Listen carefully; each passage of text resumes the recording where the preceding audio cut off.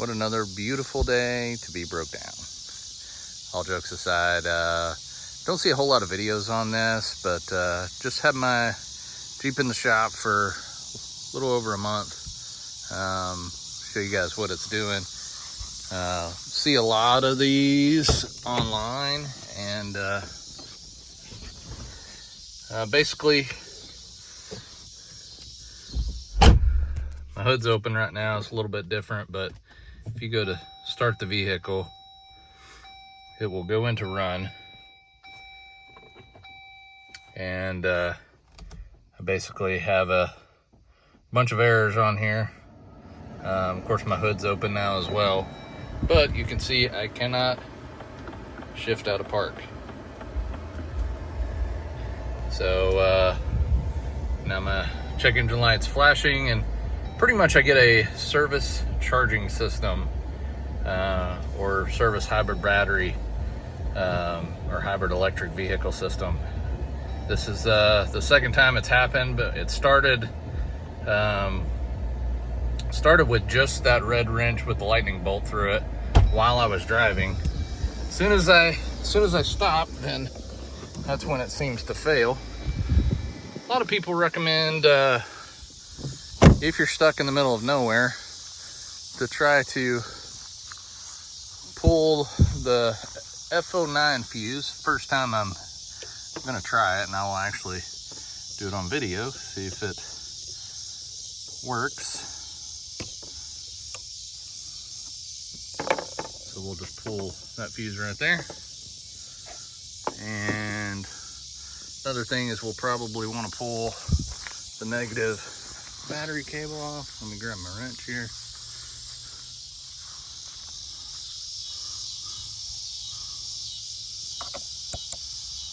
So,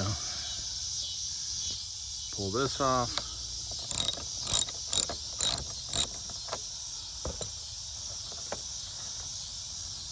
And got that reset.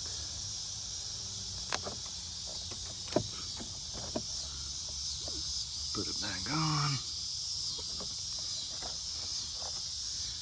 Make sure I get it good and tight.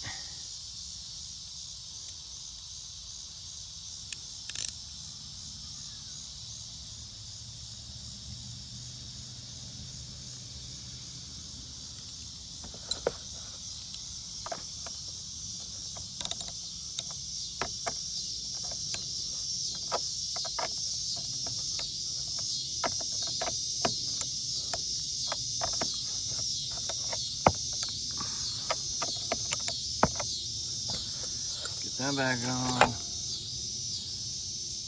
We'll put our fuse back in.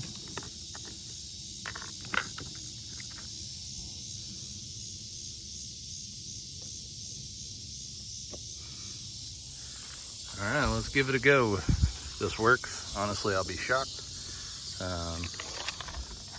Go ahead and get my wrenches out of the way just to eliminate any other warning errors. I'll go ahead and just put my hood down. Sorry for the video, it's really hard to do with one hand.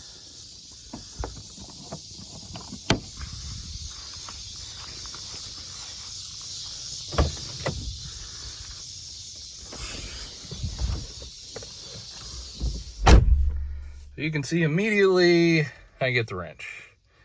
Let's see what it does.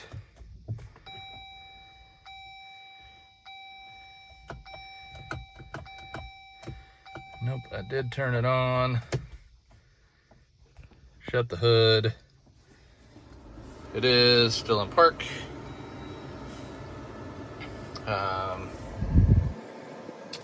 Yeah, check engine lights flashing again. So, yep, looks like same errors. That does not work. I will tell you, if you guys are in this situation, I see lots of misleading things where people are wanting you to actually pop the cover off, stick there, put it in neutral. I'll just tell you the easiest thing for me. Put your four-wheel drive selector in neutral. I was able to roll it out of my garage for a tow truck driver to come and pick it up. Have not had the greatest luck with Jeep's roadside assistance, so I would definitely recommend using your own. It is now Friday. They basically don't have any availability till Monday. Thankfully, I'm at my house, but what do you do if you're out in the middle of nowhere? You're gonna wait 2 days to have your vehicle picked up. Another thing they kind of got me on is I called last time and they wanted to try to charge me for it, so I ended up using my insurance anyway. I'll probably end up doing that again. But my dealer has been great. Shout out to Woods Jeep. They're over in Missouri. Dealer's been really great to work with, but honestly, it's been really frustrating to deal with. This is the second time this has happened. I mean, I use this Jeep to go out in the middle of nowhere, and obviously you can see it's built for that. Yeah, so starting to lose a little bit of confidence in it. I hear a lot of people say, hey, let's do a lemon law and go through that if they have issues. It has been over 30 days. I probably could start that process, but let me tell you why that's a difficult thing. I've got over 12 grand in my Jeep right now. All that would have to come off, and I can guarantee you Jeep is not going to give me anything for that.